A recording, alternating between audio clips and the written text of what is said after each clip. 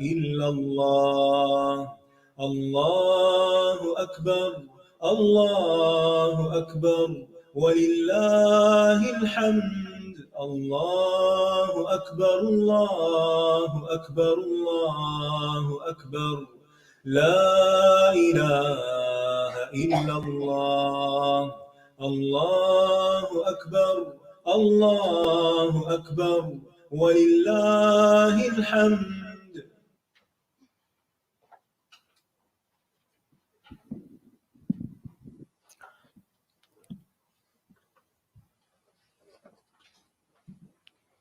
السلام علیکم ورحمۃ اللہ وبرکاتہ. نحمده ونصلي على رسوله الكريم اما بعد فاعوذ باللہ من الشیطان الرجیم. بسم اللہ الرحمن الرحیم. رب اشرح لي صدری ويسر لي امری واحلل عقدۃ من لسانی یفقهوا قولی. آج ہم انشاءاللہ احرام اور میقات کے کچھ احکامات کے بارے میں پڑھیں گے.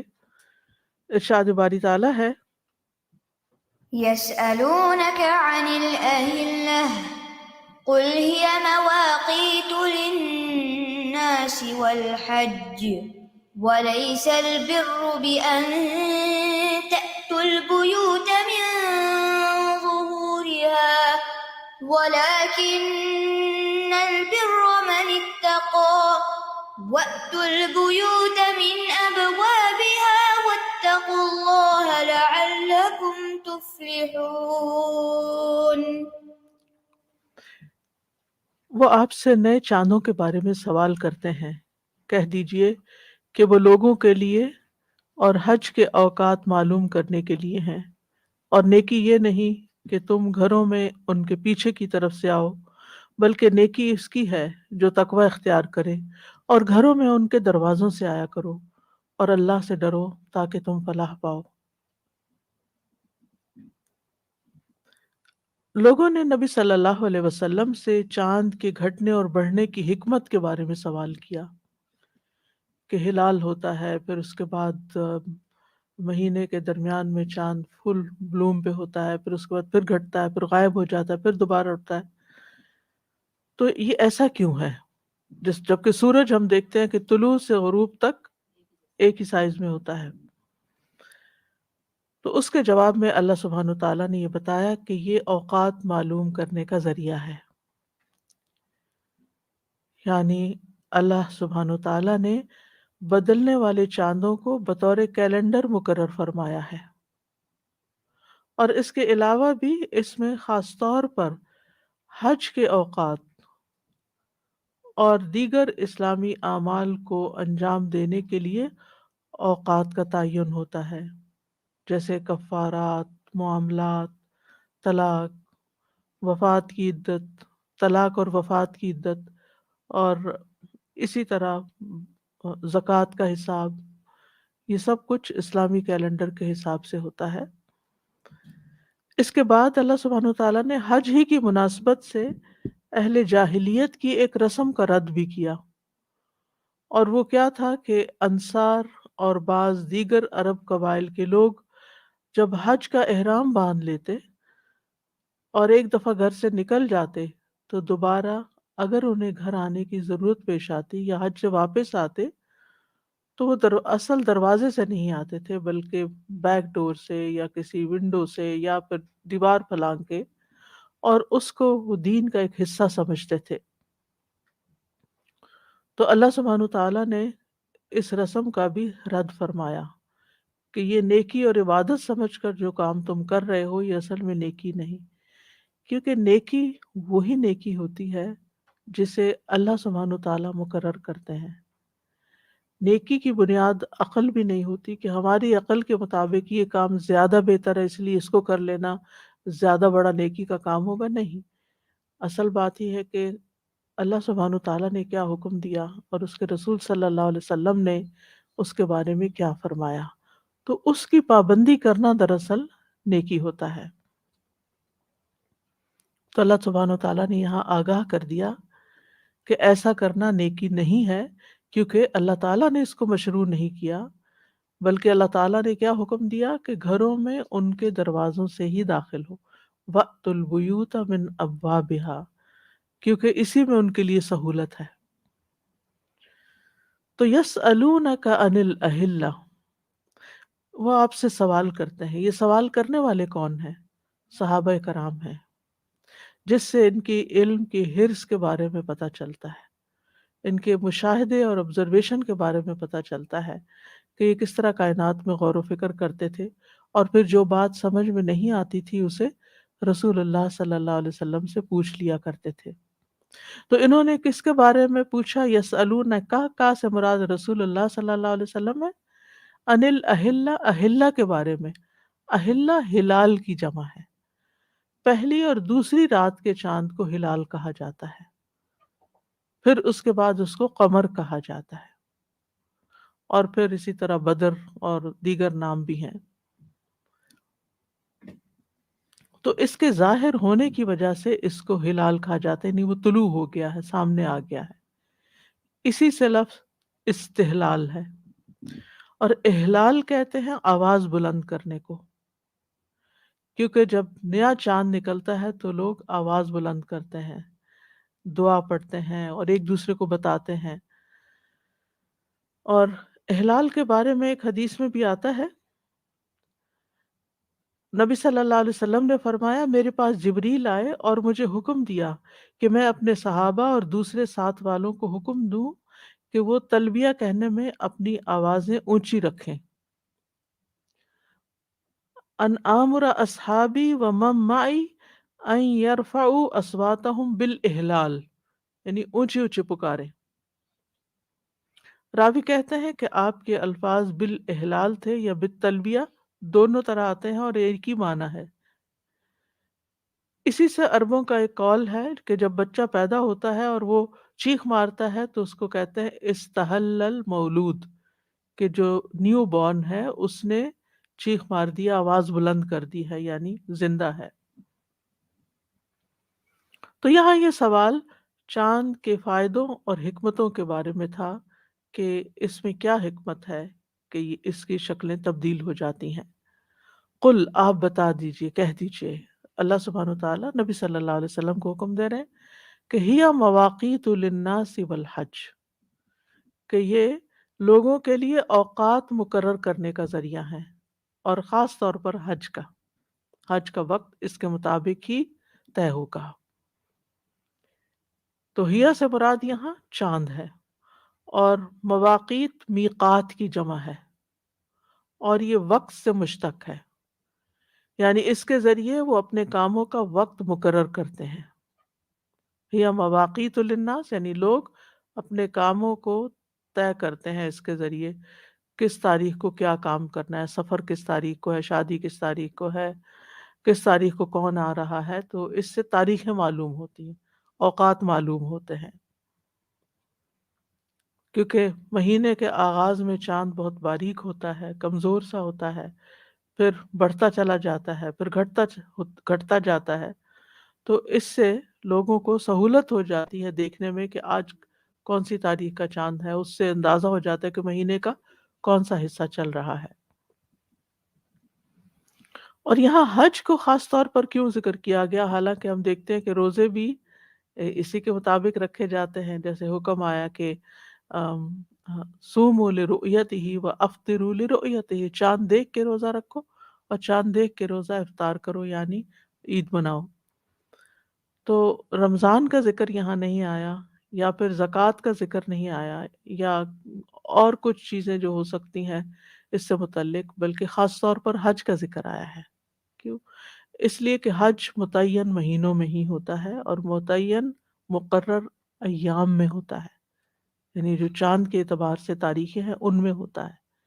اس لیے یہاں والحج کہہ کے حج کا خصوصی ذکر کیا گیا، یعنی چاند کے ذریعے سے حج کے مہینوں کا بھی علم ہوتا ہے۔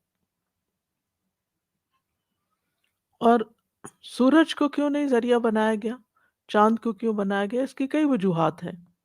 ایک تو یہ کہ قمری مہینوں کی خصوصیات میں سے ہے کہ زمین کے تمام خطوں میں رہنے والے اس کی پیروی کر سکتے ہیں، یعنی قطبی علاقوں میں بھی جہاں قطب شمالی اور قطب جنوبی ہے، نارتھ پول اور ساؤتھ پول، وہاں بھی سورج جو ہے بعض اوقات 6 ماہ تک غروب رہتا ہے، صرف تھوڑا سا ہلکا سا نکلتا ہے اور پھر ساتھ ہی غروب ہو جاتا ہے، لیکن چاند کسی بھی حالت میں چھپتا نہیں ہے، وہ نظر آتا رہتا ہے، تو پتہ چلتا رہتا ہے کہ اسی طرح قمری کیلنڈر جو ہے وہ موسموں سے تعلق نہیں رکھتا، تاکہ یہ پتہ چلے کہ عبادت کے اگر اوقات مختلف موسموں میں آتے ہیں تو بھی لوگ اس کی پیروی کرتے ہیں یا نہیں، اس کو فالو کرتے ہیں یا نہیں۔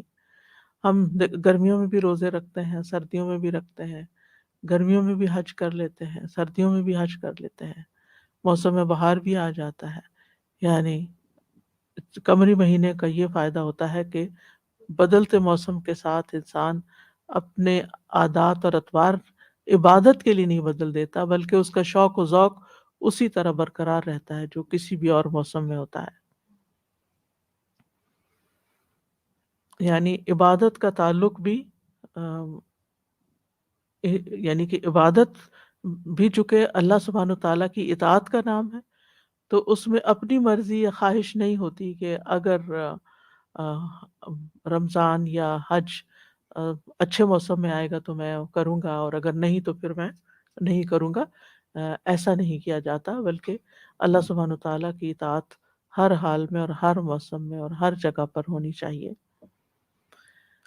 تو اسے یعنی لونر کیلنڈر کو اسلامی ماہ سال کا حساب رکھنے کا ذریعہ بنا دیا گیا، اور یہ چاند کے ذریعے ہوتا ہے، اور انہی کے بارے میں قرآن مجید میں آتا ہے، یعنی انہی سے جو اوقات مقرر ہوتے ہیں، جو مہینے طے ہوتے ہیں کہ ان عدت الشہور عند اللہ 12 شہرا فی کتاب اللہ، تو یہ 12 مہینے لونر کیلنڈر کے 12 مہینے ہیں، اور تمام عبادات اور احکامات کو قمری مہینے سے ہی معلق کر دیا گیا۔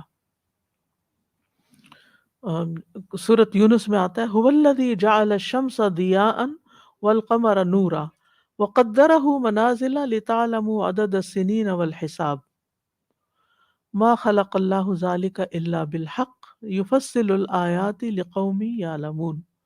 وہی ہے جس نے سورج کو تیز روشنی اور چاند کو نور بنایا اور اس کی منزلیں مقرر کی تاکہ تم سالوں کی گنتی اور حساب معلوم کر سکو۔ تو یہ بھی اس سے یہ پتہ چلتا ہے کہ شمسی کیلنڈر بھی استعمال کرنے کی اجازت ہے، کیونکہ یہاں سورج کا بھی ذکر کیا گیا ہے، لیکن ہمارا دین ہمیں بتاتا ہے کہ ہم قمری کیلنڈر کے اعتبار سے اپنے دینی معاملات کو طے کریں۔ قرطبی رحمہ اللہ اس آیت کے بارے میں کہتے ہیں کہ یہ آیت اس بات پہ دلالت کرتی ہے کہ عبادات اور دیگر مسائل میں احکام کو ان مہینوں اور سالوں کے ساتھ معلق کرنا یعنی متعلق کرنا فرض ہے، جن کو عرب لوگ جانتے ہیں۔ یعنی عبادات کے معاملے میں ہمیں عربی کیلنڈر ہی کو فالو کرنا ہوگا، نہ کہ ان مہینوں اور سالوں کے ساتھ عبادات کو معلق کیا جائے گا جن کو عجمی، رومی اور قبطی جانتے ہیں، کیونکہ ان کے کیلنڈر مختلف تھے۔ ہم جانتے ہیں کہ روزے بھی چاند کے حساب سے رکھے جاتے ہیں۔ رسول اللہ صلی اللہ علیہ وسلم نے فرمایا لا تصوموا حتی تروا الہلال ولا تفطروا حتی تروہ، جب تک تم چاند دیکھ نہ لو روزہ نہ رکھو، اور اسی طرح جب تک چاند دیکھ نہ لو روزہ موقوف نہ کرو۔ اور فَإِنْ غُمَّ عَلَيْكُمْ فَاقْدُرُوا لَهُ، اور اگر بادل چھا جائے تو 30 دن پورے کر لو۔ ایک بات یہاں یاد رہے کہ چاند کے حساب سے مہینہ کبھی 29 دن کا ہوتا ہے اور کبھی 30 دن کا ہوتا ہے، اور لیکن 30 سے زیادہ کا نہیں ہوتا اور 29 سے کم کا نہیں ہوتا، جبکہ لونر کیلنڈر میں 29 سے کم کا بھی ہوتا ہے اور 30 سے زیادہ کا بھی ہوتا ہے۔ پھر فرمایا وَلَيْسَ الْبِرُّ بِأَن تَأْتُوا الْبُيُوتَ مِن ظُهُورِهَا، اور نیکی یہ نہیں کہ تم گھروں میں ان کے پشت کی طرف سے آؤ، پیچھے کی طرف سے آؤ۔ لیس البر، بر کہتے ہیں خیر کثیر کو، بڑی نیکی۔ جیسا کہ میں نے عرض کیا کہ زمانے جاہلیت میں کچھ لوگ اپنے آپ کو ہمس کہلاتے تھے، ہمسی، جسے متدین، کہ ہم بہت دیندار ہیں، جن میں خاص طور پر انصار کے کچھ لوگ شامل تھے، کچھ قبائل شامل تھے کہ جو ہاں، اپنے خاص طور طریقے رکھتے تھے. انہی میں سے ایک طریقہ کیا تھا کہ وہ جب گھر سے احرام پہن کے نکل جاتے تو پھر واپس احرام کی حالت میں دروازے سے نہیں آتے تھے، بلکہ پیچھے کی طرف سے دیوار پھلانگ کر آتے. اور یہ کیوں کرتے تھے ایسا؟ کیونکہ وہ سمجھتے تھے کہ ایسا کرنا زیادہ نیکی ہے اور اللہ سبحانہ تعالیٰ کے تقرب کا ذریعہ ہے، خیر کثیر کا سبب ہے. لیکن اللہ سبحانہ تعالیٰ نے اس کی نفی کر دی، کیونکہ اللہ سبحانہ تعالیٰ حق بیان کرتا ہے. ایسا نہیں ہوا کہ اچھا چلو انہوں نے اگر ایک رسم اختیار کی ہے تو ٹھیک ہے، نہیں. جو دور جاہلیت کی جتنی بھی ایسی رسمیں تھیں جو کہ شریعت سے ٹکراتی تھیں یا دین کے مزاج کے خلاف تھیں، ان کی اصلاح کر دی گئی، ان کی تردید کر دی گئی. کیونکہ عبادات میں اصل مقصود لوگوں کو تنگی میں مبتلا کرنا نہیں ہے، انہیں مشکل میں ڈالنا نہیں ہے، انہیں مشقت میں ڈالنا مقصد نہیں ہے کہ یہ زیادہ نیکی ہوگی اگر وہ دروازے سے آرام سے داخل ہونے کے بجائے دیوار پہ چڑھیں اور پھر چھلانگ لگائیں یا کچھ اور ایسا ہی کام کریں، اپنے آپ کو مشقت میں ڈالیں، تو یہ نیکی نہیں ہے. وَلَٰكِنَّ الْبِرَّ مَنِ اتَّقَىٰ، لیکن نیکی اس کی ہے جو تقوی اختیار کرتا ہے، یعنی جو اللہ تعالیٰ سے ڈرتا ہے اور اللہ سے ڈر کے حرام کام چھوڑ دیتا ہے. حرام تو کیا، شک والی چیزیں بھی چھوڑ دیتا ہے کہ یہ اللہ تعالیٰ کو پسند نہیں ہے. اور پھر فرمایا وَأْتُوا الْبُيُوتَ مِنْ أَبْوَابِهَا، گھروں میں ان کے دروازوں سے ہی داخل ہو. وَاتَّقُوا اللَّهَ، اور اللہ سے ڈرو. لَعَلَّكُمْ تُفْلِحُونَ، تاکہ تم فلاح پاؤ. دوبارہ سے تقوی کا ذکر کیا گیا کہ اصل نیکی تقوی اختیار کرنا ہے، اور تقوی ہی کامیابی کا راستہ ہے. یعنی جو اللہ سے نہیں ڈرتا، جو اللہ کا تقوی اختیار نہیں کرتا، وہ کامیاب نہیں ہو سکتا. تو اس آیت سے جو باتیں ہمیں پتہ چلتی ہیں ان میں سے ایک نئے چاند کی حکمت کا بیان، چاند کے گھٹنے بڑھنے کے بارے میں حکمتوں کا بیان کہ تمام لوگوں کے لیے چاند وقت کے تعین کا ذریعہ ہے، اور پھر یہ کہ معاملات میں آسانی والا راستہ اختیار کیا جائے، عبادات میں وہ طریقہ اختیار کیا جائے جو ہمارے لیے مقرر کیا گیا ہے.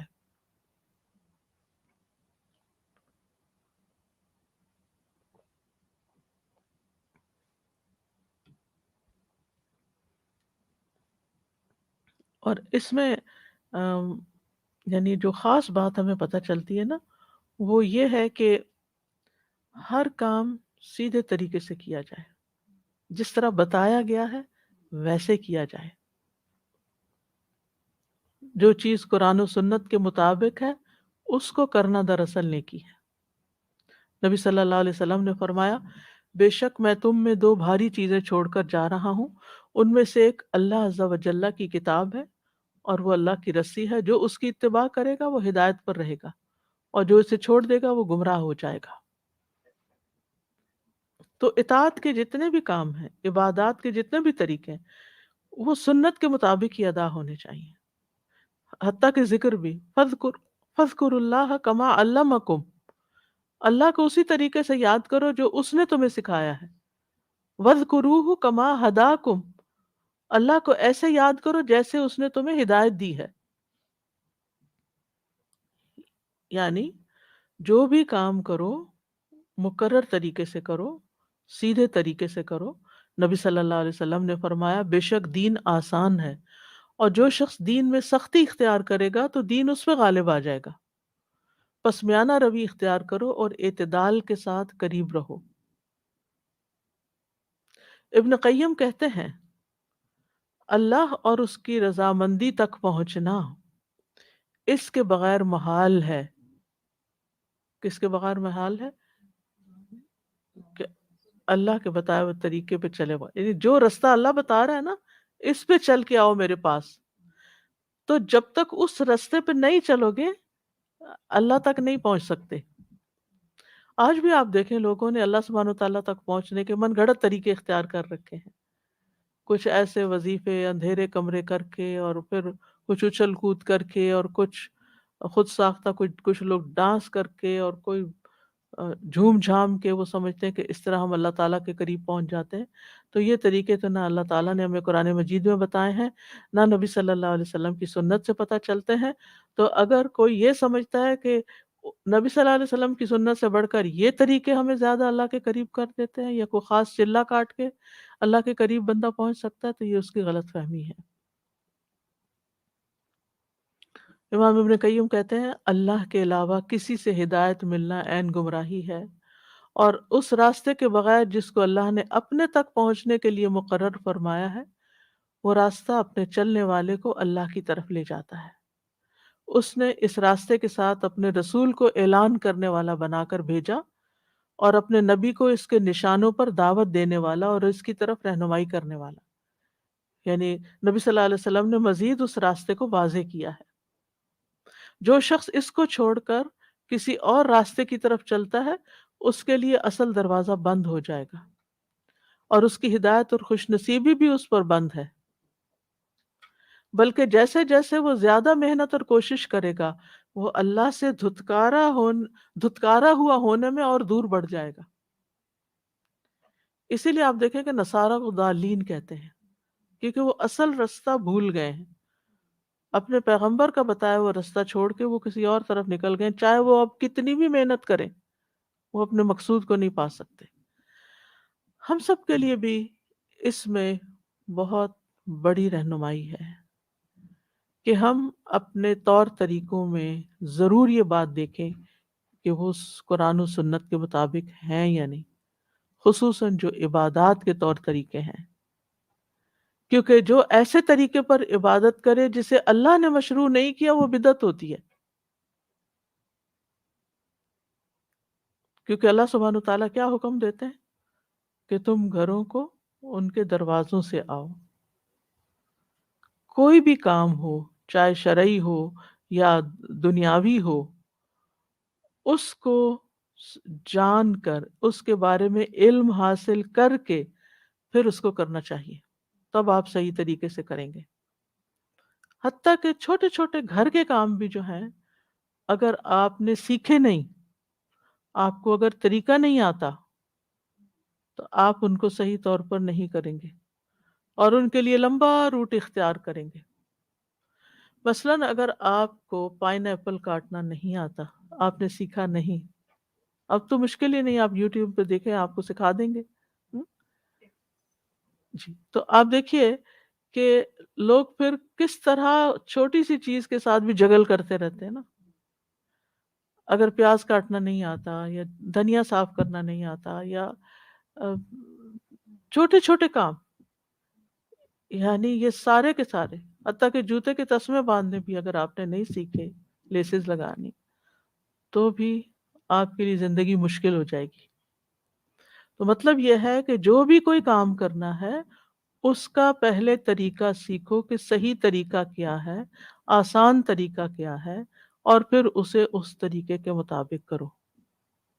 کیونکہ اگر کوئی چیز اپنے نشانے پر نہیں ماری جائے گی، تو وہ آپ کا نشانہ ضائع جائے گا.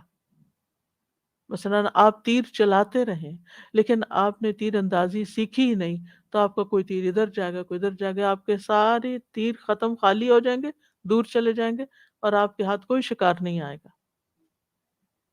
تو وَأْتُوا الْبُيُوتَ مِنْ أَبْوَابِهَا، تو دنیا میں بھی اور دین کے کاموں میں بھی، اور کسی بھی طریقے، مثلا اگر آپ کہیں جانا چاہتے ہیں تو پہلے آپ لوکیشن دیکھیں کہ کس طرف کو جانا ہے آپ نے. بعض لوگ بس اپنے گمان سے دائیں بائیں گھوم جاتے ہیں، پھر آدھے راستے پہ جا کے لوکیشن دیکھتے ہیں، پھر ان کو واپس آنا پڑتا ہے. تو آپ وہاں تو نہیں پہنچیں گے، آپ نے اپنا وقت اور پیٹرول سب کچھ ضائع کیا. تو یہ اگرچہ حج سے متعلق بات ہو رہی ہے، لیکن اس میں زندگی کا ایک اہم اصول بتا دیا گیا ہے کہ کام منزل تک اسی وقت پہنچو گے، کامیابی اسی وقت ہوگی جب صحیح ڈائریکشن پہ چلو گے، اس ڈائریکشن پہ اپنے سٹیپس نکالو گے، اٹھاؤ گے اور رکھو گے. مثلاً آپ لوگوں کو امر بالمعروف اور نہی عن المنکر کا حکم دے رہے ہیں، لیکن آپ لوگوں کے حالات کو مد نظر نہیں رکھتے، تو آپ ان کو اور بگاڑ کی طرف لے جائیں گے. یعنی اگر آپ حکمت عملی سے کام نہیں لیتے تو آپ اپنا مقصد حاصل نہیں کر سکیں گے. ایک بچے سے بھی اگر کام نکلوانا ہو نا تو کیا کرنا ہوتا ہے؟ پہلے سوچنا ہوتا ہے کہ کس طریقے سے اس سے بات کی جائے کہ اس کے ہاتھ میں جو چھری ہے نا یہ مجھے پکڑا دے. کہیں ایسا نہ ہو کہ میں اس کو ایسے طریقے سے کہوں کہ اس سے پہلے اس کو چلا دے یا لے کے بھاگ نکلے اور کام خراب کر دے. اسی طرح تعلیم میں اگر ایک معلم ہے اور اس کو صحیح طریقہ نہیں آتا پڑھانے کا اور اس کی اپروچ درست نہیں، تو وہ طالب علموں کو اور زیادہ کنفیوز کر دے گا، ان کو مشقت میں ڈال دے گا، کیونکہ اس نے صحیح طریقہ اختیار نہیں کیا، وہ صحیح دروازے سے ہی انٹر نہیں ہوا، اسے صحیح طور پر اپروچ ہی نہیں کیا. تو جب بھی کسی کام کا ارادہ کریں تو اس کے لیے سب سے پہلے صحیح راستہ اختیار کریں. اور اسی لیے جب سمجھ نہ آ رہی ہو کہ کیا کرنا چاہیے تو ہمیں علم والوں سے پوچھنے کے لیے بھی کہا گیا، اور استخارہ استخارہ بھی اسی لیے کہ اللہ تعالیٰ سے رہنمائی لینے کے لیے کہ یہ کام کریں یا نہ کریں. اور پھر اس کے بعد جب آپ نفل پڑھ لیتے ہیں، دعا کر لیتے ہیں، اللہ سے مدد مانگ لیتے ہیں، تو پھر اس کے بعد کیا ہے، آپ مطمئن ہو جاتے ہیں، آپ سکون میں آ جاتے ہیں اور آپ یکسوئی کے ساتھ وہ کام کرنے لگتے ہیں. تو اس لیے بہت ضروری ہے کہ انسان وَأْتُ الْبُيُوتَ مِنْ أَبْوَابِهَا. اسی سے پھر علماء نے اور بھی کچھ باتیں لی کہ مثلاً اگر کسی کو رشتہ بھیجنا ہے کسی کے گھر میں تو وہ ولی سے بات کرے، ادھر ادھر باتیں نہ کرے. ایسے کسی لڑکی کا رشتہ بھیجنا ہے، کوئی لڑکی پسند آ گئی ہے تو لڑکی کی تو رضامندی پتہ چل گئی کہ وہ چاہتی ہے، لیکن لڑکی خود اپنا فیصلہ نہیں کر سکتی، اس کے ولی سے بات کرنی ہوگی. اسی طرح کچھ اور احکامات میں بھی، جیسے ہسبینڈ وائف کا فزیکل ریلیشن شپ ہے تو اس میں ایسے غیر فطری طریقے اختیار نہیں کرنے چاہیے کہ جو ان نیچرل ہیں، اور ان کی وضاحت کچھ تو سنت سے بھی ہوتی ہے. عام طور پر لوگ پوچھتے رہتے ہیں، تو جو بھی کام ہو اس میں شریعت کو اور پھر فطرت کو ملحوظ خاطر رکھا جائے. ایسے طریقے نہ اختیار کیے جائیں جو ان نیچرل ہیں، کیونکہ وہ دین دنیا کی ہلاکت کا ذریعہ بنتے ہیں. یہاں تک اگر آپ کچھ بات کرنا چاہیں، ورنہ اس کے بعد میں حج کے مزید احکامات کے بارے میں بات کروں گی، کیونکہ یہ بھی کچھ احرام سے متعلق اور کچھ میقات سے متعلق. کیونکہ اب حاجی احرام، اس آیت سے جو بات ہم نے لی وہ کیا کہ حاجی احرام پہن کے گھر سے نکل چکا ہے، اب اسے گھر جانا ہے تو وہ غلط طریقہ اختیار کر رہا ہے، تو وہ اسے احرام کی پابندیوں میں سے سمجھتے تھے. تو کیا واقعی یہ بھی احرام کی پابندیوں میں سے ہے کہ آپ گھر میں الٹے طریقے سے داخل ہوں؟ تو ایسا کچھ نہیں ہے. جی جی استاذہ، جیسے باقی ادیان میں ہم دیکھتے ہیں کہ بہت مشکل سے کوئی پائٹی کو پہنچتا ہے، یعنی آپ چلا ایک ٹانگ کے ساتھ کھڑے ہو کے پانی میں گزاریں گے تو، لیکن اسلام کا بڑا نیچرل سا طریقہ ہے کہ جیسے آپ نے بتایا کہ مشکل نہیں ہے، آسانی کے سب لوگ پائس ہو سکتے ہیں. اللہ تعالیٰ نے ایسا طریقہ دیا نیچرل سا.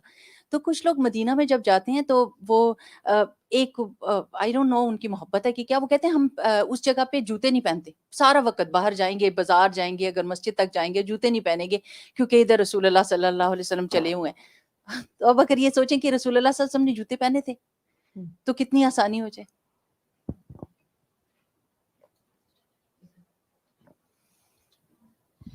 سبحان اللہ. استاد آپ یہ تذکرہ کر رہے تھے ریلیجن کی پریکٹس کا، یہاں پہ جاہلیت کی ذکر آ رہا تھا. ہم آج حدیث میں یہی پڑھ رہے تھے کہ جس میں کس طرح سے قریش نے پابندی لاگو کی ہوئی تھی کہ جو بھی آئیں گے وہ کپڑے اپنے اسی میں نہیں پہن سکتے، بیکاز ان کپڑوں میں وہ چونکہ گناہ کرتے ہیں، تو اس وجہ سے چونکہ وہ ہر ایک کو آفر نہیں کر سکتے ایک سیٹ آف کلوتھس، تو باقی لوگ کپڑے اتار دیا کرتے تھے. پہ برہنہ طواف کا سارا سلسلہ سبحان اللہ چل پڑا. تو ہم سبحان اللہ یہی آپ نے بھی اس میں یہی بتایا، تو ہم یہی ڈسکس کر رہے تھے کہ جو نیچرل وے ہے، جو اللہ سبحانہ تعالیٰ نے ہمیں ویز بتائی ہے، دین وہی سہولت کے لیے، آسانی کے لیے. اور بعض دفعہ بظاہر کاؤنٹر آرگومنٹ بہت ریشنل ہی کیوں نہ لگے، کیونکہ وہ دل کو بڑا لگتا ہے کہ بڑی کوئی لاجیکل بات ہو رہی ہے. اور جیسے آپ کا سورہ مائدہ کا تذکرہ رہتا ہے، وہ حلال اور ذبیحہ کے حوالے سے بھی جو ان کی ایک آرگیومنٹ تھا. لیکن you don't have to give in to these thing. Even now ہم بہت ساری چیزیں ایسے دیکھتے ہیں جو بڑے دل کو ٹھا کر کے لگ جاتی ہیں کہ یہ تو بڑی کوئی لاجیکل بات ہے.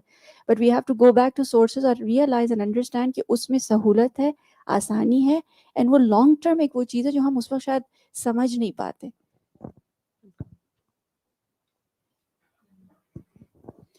آج صبح سورۃ الانعام میں پڑھا رہی تھی، تو اس میں بھی اسی طرح کی اگزامپل آئی تھی کہ رسول اللہ صلی اللہ علیہ وسلم کے بارے میں بتایا گیا کہ اگر وہ فرشتے ہوتے یا فرشتے بھیجے جاتے رسولوں کی جگہ پر، تو وہ ہم اس طرح فالو نہ کر سکتے.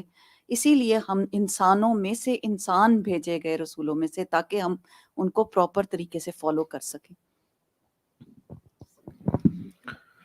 حج کے احکامات میں ہم حالت احرام میں ممنوع کام ہونے کے احکامات کے بارے میں کل پڑھ رہے تھے. کل کے لیکچر کا جو آخری حصہ ہے اس کو میں تھوڑا سا مزید الیبوریٹ کروں گی تاکہ احکامات مزید واضح ہو جائیں.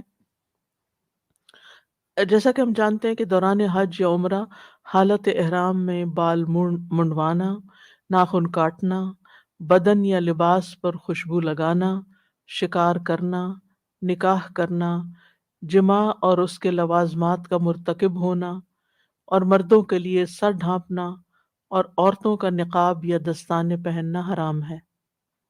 یہ احرام میں ممنوع کام ہے، یعنی جو حالت احرام میں ہو وہ ان میں سے کوئی کام نہیں کر سکتا.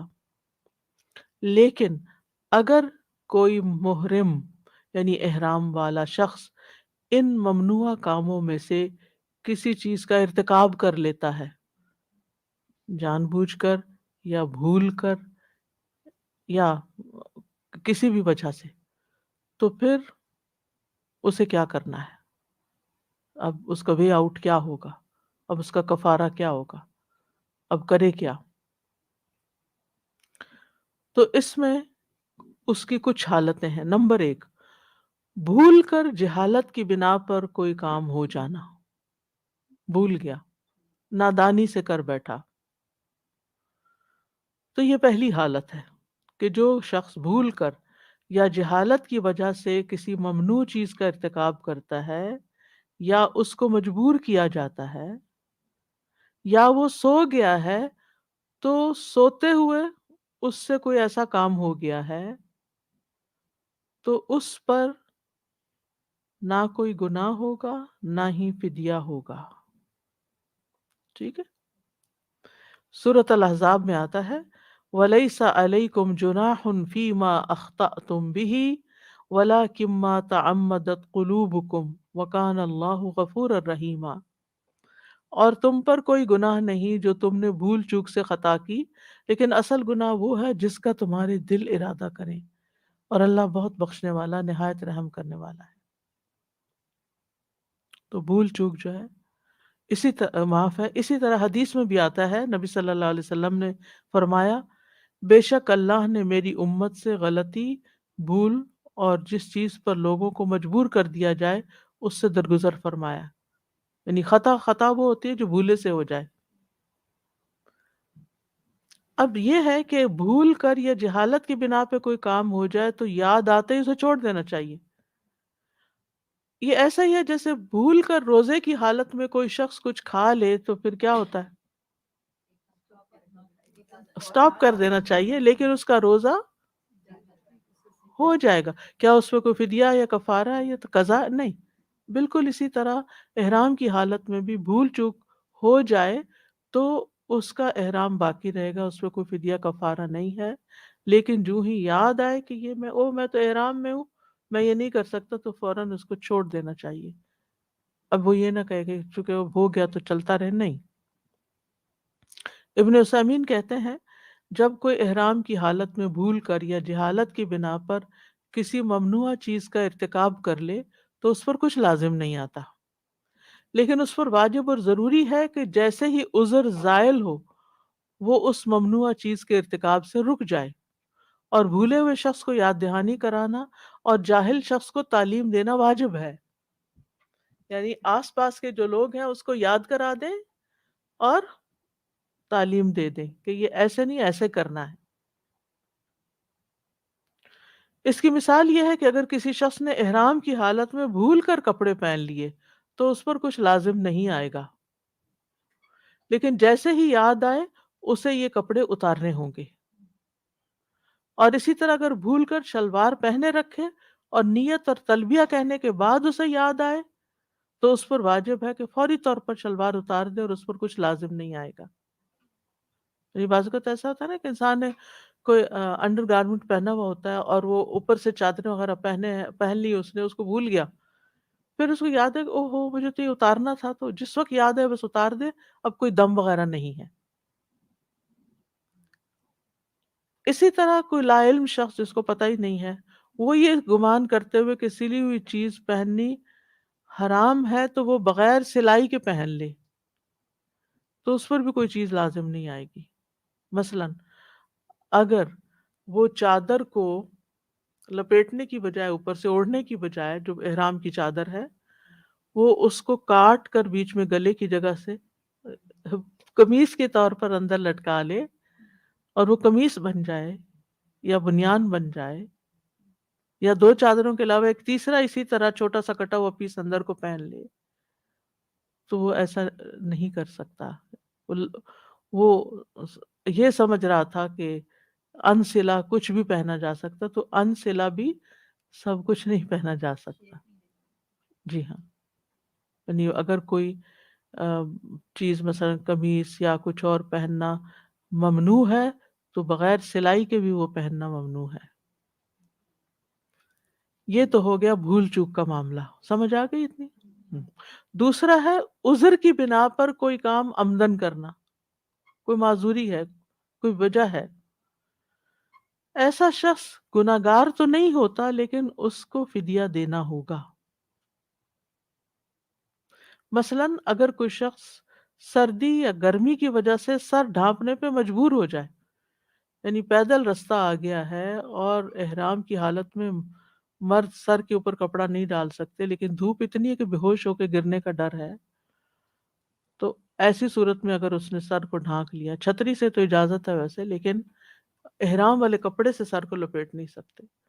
یا بعض اوقات ایسا ہوتا ہے کہ کوئی ایسی آندھی چل پڑتی ہے کہ آپ کو سر منہ لپیٹنا پڑ جاتا ہے، تو اب ایک مجبوری تھی اور آپ کو یہ کام کرنا پڑا، یا کوئی ایسا خطرہ ہو کہ کوئی چیز لگے گی اور وہ چوٹ آ جائے گی یا کچھ، تو اس صورت میں، تو ایسی صورت میں پھر اس کو فدیہ دینا ہوگا۔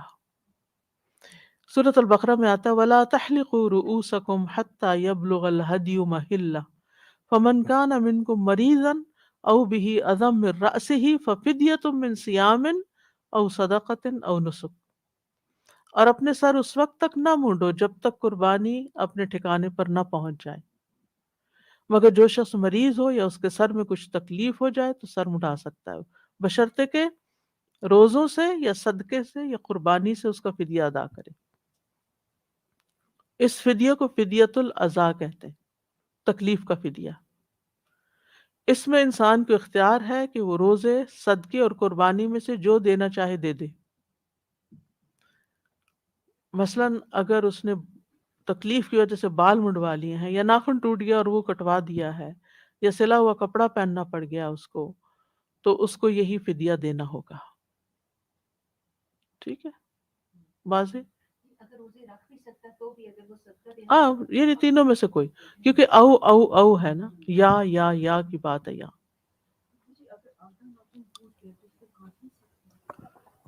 اب عذر آ گیا نا، تکلیف ہے، اب کاٹیں گے تو آپ احرام کی تو خلاف ورزی ہو رہی ہے، جان کے کر رہے ہیں، جان کے اس سینس میں نہیں جان کے کر رہے کہ آپ نے خود ناخن کاٹ رہے ہیں، لیکن یہ کہ تکلیف جیسے جوئیں پڑ گئی تو سر کے بال اتروانے پڑ گئے یا کوئی وجہ ہو گئی، تو پھر فدیہ دے دیں اس کا۔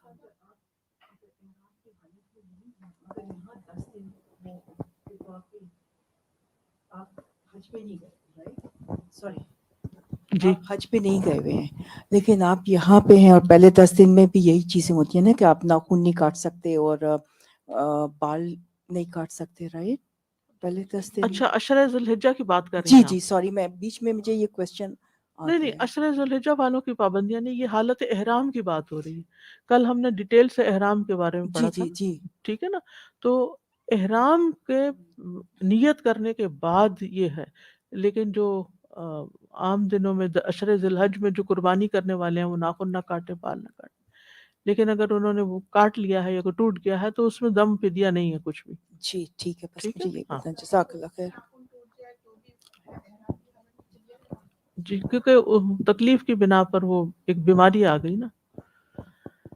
تیسرا ہے بغیر عذر کے عمدن کام کرنا. اب جمعہ پڑھنا تو ایک عذر تھا نا، اب عذر نہیں ہے لیکن آپ نے کوئی احرام کی خلاف ورزی کر لی تو ایسا شخص گناہ گار ہوگا. ٹھیک ہے نا، اوپر والے دو گناہ گار نہیں ہیں، لیکن پہلے کو فدیہ نہیں دینا، دوسرے کو فدیہ دینا، تیسرا جو ہے اس کو فدیہ بھی دینی ہے اور توبہ بھی کرنی ہے. تو بغیر عذر کے کام کرنے پر فدیے کی کچھ صورتیں ہیں. جس میں فدیہ نہیں ہے وہ نکاح کرنا ہے. حالت احرام میں کیا گیا نکاح باطل ہے اور اس کا کوئی فدیہ بھی نہیں ہے، ویلڈ نہیں ہے وہ نکاح. ٹھیک ہے. نمبر 2، وہ جس کا فدیہ ایک اونٹ ہے وہ تحلل اول سے قبل جمع کرنا ہے. تحلل اول آپ کو معلوم ہے کہ قربانی کر کے، بال ترشوا کے اور یعنی رمی کر کے آپ یعنی تحلل ہو جاتا ہے آپ کا. اور اگر یہ تحلل نہیں ہوا اور اس سے پہلے کسی نے جمع کر لیا اور جان بوجھ کے ایسا کیا تو اس کا فدیہ اونٹ قربان کرنا ہے. نمبر 3، جس کا فدیہ 3 روزے یا 1 بکری یا 6 مسکینوں کا کھانا ہے، یعنی چاہے 3 روزے مسلسل رکھیں یا الگ الگ. 1 بکری جو قربانی میں لگتی ہے یعنی قربانی کے دنوں میں، ٹھیک ہے نا، وہ ذبح کرنی ہوگی، کوئی بھی بکری نہیں. یا پھر اس کے قائم مقام اونٹ یا گائے کا ایک حصہ قربانی کرے اور اس کا گوشت فقراء میں تقسیم کیا جائے، خود اس میں سے کچھ نہ کھائے. یا پھر 6 مسکینوں کو کھانا کھلائے اور ہر مسکین کو نصف سا وہ غلہ دے جو خود کھاتا ہے، چاول کھاتا ہے یا مکئی کھاتا ہے یا کوئی اور جس ملک میں رہتا ہے اس کے مطابق، یعنی جس ملک کے وہ کھانے کھاتا ہے اس کے مطابق ہی وہ دے سکتا ہے. اگر اس نے بال اتار دیے بغیر کسی عذر کے، ناخن کاٹ دیے، خوشبو استعمال کر لی، شہوت کے ساتھ بیوی سے خوش طبع کی، دستانے پہن لیے، سردی تھی، عورت نے نقاب کر لیا، مرد نے سلا ہوا لباس پہن لیا یا سر ڈھانپ لیا، تو ان 3 اشیاء میں سے کوئی بھی فدیہ دینے کا اختیار حاصل ہے اس کو. ان 3 چیزوں میں سے کوئی بھی فدیہ دے دے گا. ٹھیک. شکار کا جی آپ کچھ پوچھنا چاہیں؟ 3 روزے یا 1 بکری قربان کرنا یا 6 مسکینوں کا کھانا. نہیں، یہ اس پہ کوئی شرط نہیں ہے اس ٹائم پیریڈ. وہ صرف حج تمتع والے کو جو قربانی نہ کر سکے اس کی شرط ہے. شکار کا فدیہ کیا ہے؟ جیسا جانور شکار کیا اس کے برابر کا جانور، یعنی اگر کوئی گائے کے برابر کا جانور شکار کیا تو گائے کرے گا، اور اگر کوئی ہرن کیا ہے تو اس کے سائز میں یا اس کی قیمت میں بکرا وغیرہ کرے گا.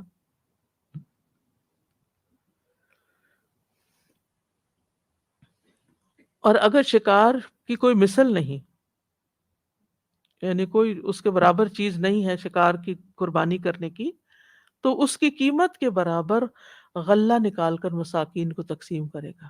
یعنی شکار کی قیمت کیا تھی جو آپ نے شکار کیا، خرگوش کیا مثلا یا کوئی پرندہ کر دیا، تو اس کی ورتھ کیا ہے، ویلیو کیا ہے، تو اس کے مطابق فدیہ دیا جائے گا.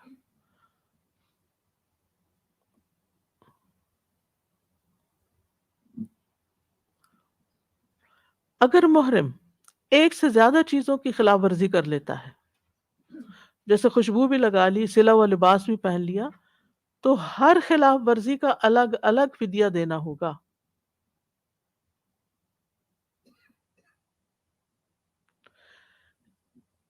اسی طرح مشروط احرام، اب یہ والی بات ختم ہو گئی فدیہ والی. احرام کی خلاف ورزی کی بات ختم ہو گئی. اب ہے مشروط احرام کے بارے میں. اگر کسی شخص کو بیماری کا خوف ہو یا دشمن کے راستہ روکنے کا خوف ہو تو وہ احرام باندھتے وقت یہ نیت کر لے کہ اگر بیماری بڑھ گئی تو میں وہیں احرام کھول دوں گا. تو ایسے شخص پر حج یا عمرہ کرنے سے قبل احرام کھولنے پر کوئی فدیہ یا دم نہیں ہوگا. ٹھیک ہے. اس سلسلے میں ایک روایت ہے، حضرت عائشہ کہتی ہیں کہ رسول اللہ صلی اللہ علیہ وسلم زباعہ بنت زبیر کے پاس گئے اور ان سے فرمایا شاید تمہارا حج کرنے کا ارادہ ہے. انہوں نے عرض کیا اللہ کی قسم میں تو اپنے آپ کو بیمار پاتی ہوں. آپ نے ان سے فرمایا پھر بھی حج کا احرام باندھ لو، البتہ شرط لگا لینا اور یہ کہنا اللہم محلی حیث حبستنی، اے اللہ میں اس وقت حلال ہو جاؤں گی جب تو مجھے روک لے گا. اسی طرح آپ دیکھیں کہ بعض لوگوں کو جیسے سعودی عرب کے اندر رہتے ہیں تو ان کو 5 سال کے اندر دوبارہ حج کرنے کی اجازت نہیں ہوتی. لیکن اگر کوئی اپنی بیوی کو لے جانا چاہ رہا ہے اور خود اس نے حج کیا ہوا ہے یا کوئی اور ایسا کوئی مسئلہ آ گیا ہے تو اس کو ڈر ہے کہ مجھے روک نہ لیا جائے تو وہ بھی ایسا مشروط احرام پہن سکتا ہے کہ میں چلا جاؤں گا، اگر چلا گیا، اگر روک لیا تو پھر احرام کھول دوں گا، اب کوئی دم پہ کچھ نہیں. جی تو اگر گاڈ فوربڈ کسی کو یہ ہو کہ میں جا کے ہو جاتی ہے کوئی ایسی پرابلم تو وہ اس طرح سے احرام پہن سکتے ہیں کہ نہیں؟ اگر پہلے سے نیت کی ہوئی پہلے تو سے پھر، اور اگر پکا احرام باندھ کے گیا تو پھر تو حج دوبارہ کرنا ہوگا. رائٹ.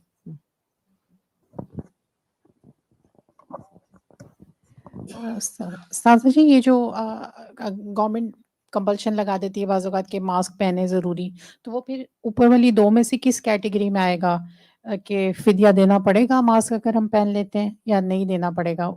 وہ عذر میں آئے گا یا مجبوری ہے نا، مجبوری میں آئے مجبوری گا؟ میں آئے گا. پھر فدیہ نہیں ہوگا اس کا. شکریہ. استاذہ اگر جیسے بھول اور جہالت کے بنا پہ اگر کوئی ممنوع کام کر لیا جائے، جیسے اگر کسی عورت کو حیض میں ہو وہ اور اس کو یہ نہیں پتا ہو کہ کہتے ہیں اسے احرام پہننا ہے میقات کراس کرتے ہوئے، اور وہ وہاں پہنچ جائے اور بعد میں اس نے پوچھا بھی ہو اس کی اپنی لمیٹیشن کے حساب سے، لیکن کسی نے اسے نہیں بتایا ہو، تو پھر بھی اسے وہاں جا کے فدیہ دینا پڑے گا، لیکن جہالت میں نہیں آئے گا. اب یہ میقات کے نہیں، یہ میقات کے احکام اب آ رہے ہیں، اچھا کیونکہ اگر اس نے میقات کراس کر لی جی بغیر احرام کے جی، تو وہ پھر اس اب کے وہ اندر میقات کے احکام میں آگے پڑھیں گے جی انشاءاللہ. جی. ٹھیک.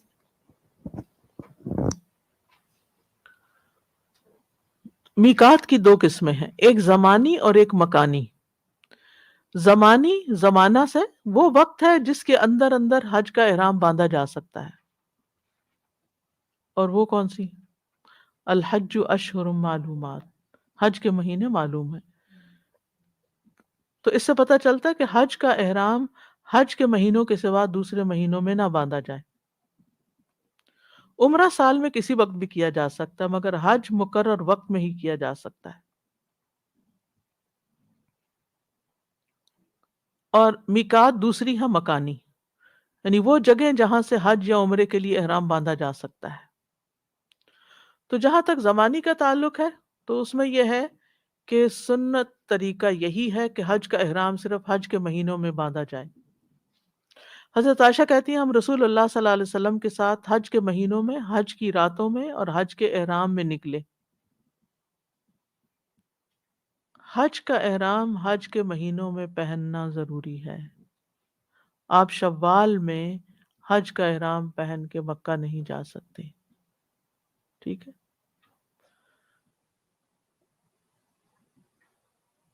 کیونکہ الحج اشہر معلومات، اور جو رمضان کے آخر میں مثلا لبیک اللہم حجن کہے تو یہ عمرہ ہی ہوگا.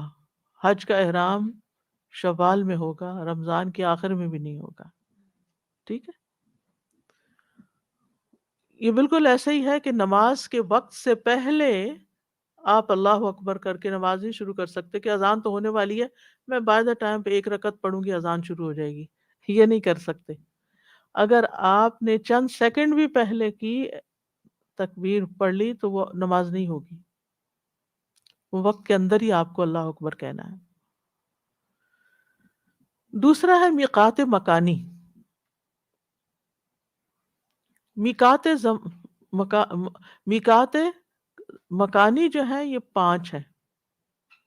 ذوالحلیفہ، اس کا نیا نام آبار علی ہے، یہ مدینہ والوں کا ہے میقات، جو مدینہ سے آتے ہیں۔ جحفہ، یہ اہل شام کے لیے میقات ہے۔ قرن المنازل، یہ اہل نجد کے لیے میقات ہے۔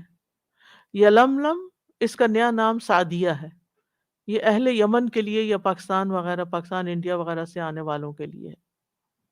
ذات عرق، یہ اہل عراق کے لیے ہے۔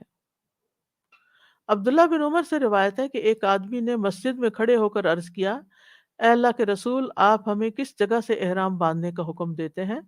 تو رسول اللہ صلی اللہ علیہ وسلم نے فرمایا، مدینہ والے ذوالحلیفہ سے، اہل شام جحفہ سے، نجد والے قرن المنازل سے احرام باندھیں گے۔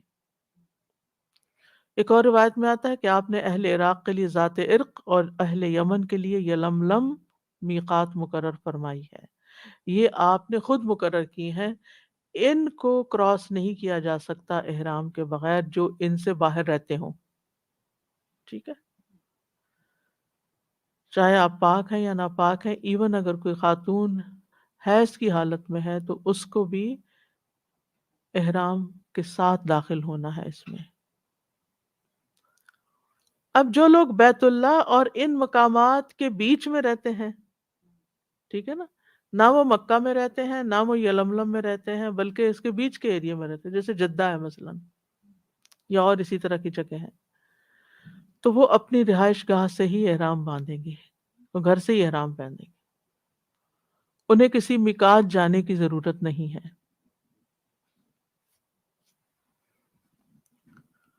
اور جو شخص ان مقررہ میقاتوں میں سے کسی ایک سے بھی نہ گزرے، اسے چاہیے کہ وہ جس میقات کے برابر سے گزرے وہیں سے احرام باندھے۔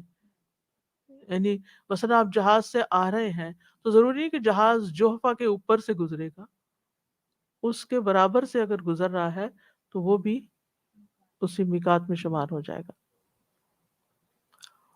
تنعیم اور مقام جعرانہ مستقل میقات نہیں ہے، ٹھیک ہے؟ جو لوگ ان مقامات کے اندر ہوں وہ اپنے گھر سے احرام باندھیں۔ صحیح بخاری میں ہے، رسول اللہ صلی اللہ علیہ وسلم نے فرمایا، جو لوگ میقات کے اندر رہتے ہوں وہ اپنے رہنے کی جگہوں ہی سے احرام باندھیں، حتیٰ کہ مکہ کے لوگ مکہ ہی سے احرام باندھیں۔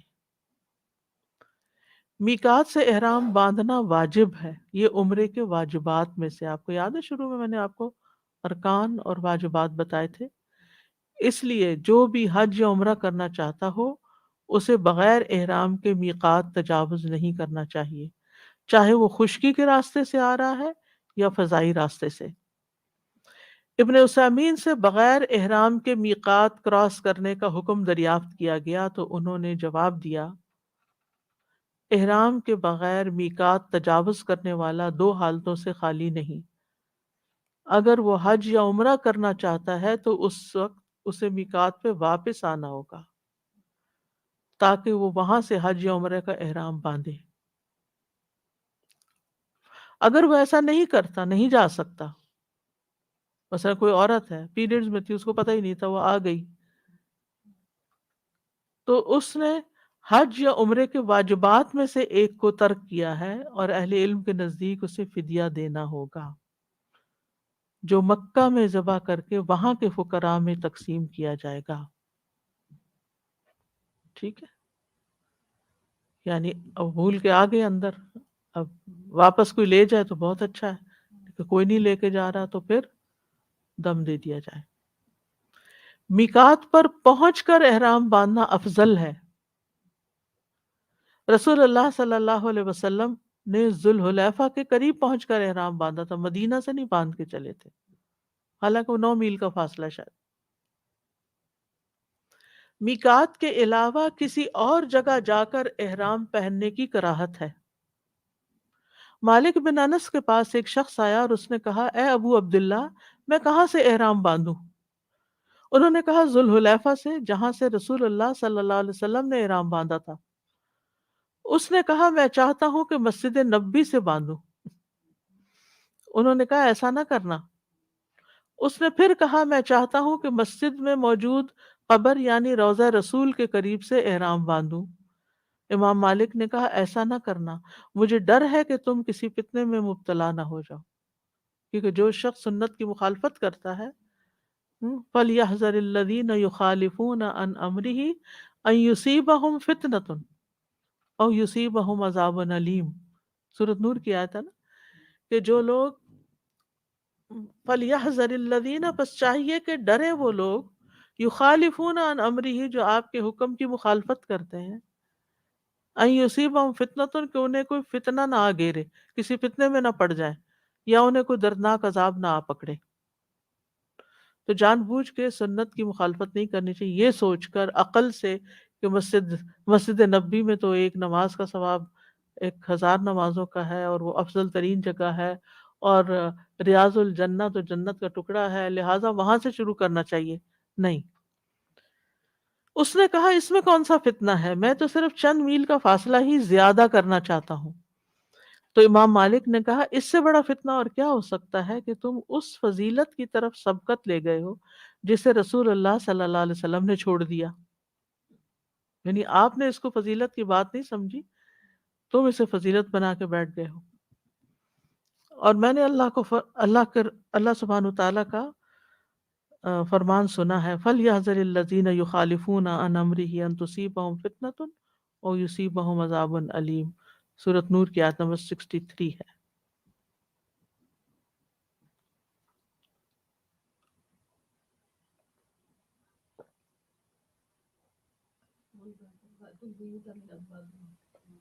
وَأْتُوا الْبُيُوتَ مِنْ أَبْوَابِهَا، بالکل۔ ہاں سوال کر لیں۔ جی استاذہ، اگر کسی نے حج کیا ہے، عمرہ کیا ہے، اور ایسے اس سے کوئی ایسی غلطی ہوگی ہے جس پہ اس کو یہ دینی تھی قربانی، اور کتنے سال کے بعد اگر اس کو علم ہوا ہے، تو کیا وہ اب دے دے، اور وہ وہیں پر مکہ میں کسی کو کہے کہ وہیں پر قربانی دے اور وہیں فقراء بالکل، میں تقسیم؟ اوکے۔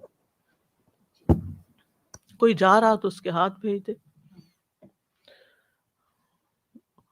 اب ہے حج کی نیت کے الفاظ۔ میقات پہنچ کر نیت کے الفاظ ادا کرنے چاہیے۔ اب آپ دیکھیے نماز میں ہمیں نیت کے کوئی الفاظ نہیں دیے گئے، لیکن حج میں دیے گئے ہیں، تو ہمیں سنت کی پیروی کرنی ہے۔ ہم اس پہ قیاس نہیں کر سکتے، حج میں بھی تو الفاظ بولتے ہیں تو اب نماز میں بھی بولیں، نہیں، اس میں آپ صلی اللہ علیہ وسلم نے الفاظ ادا کیے اور اس میں ادا نہیں کیے۔ حج مفرد کرنے والا یہ نیت کرے گا لبیک حجن۔ حج قران کی نیت اس طرح ہوگی لبیک عمرتن و حجن۔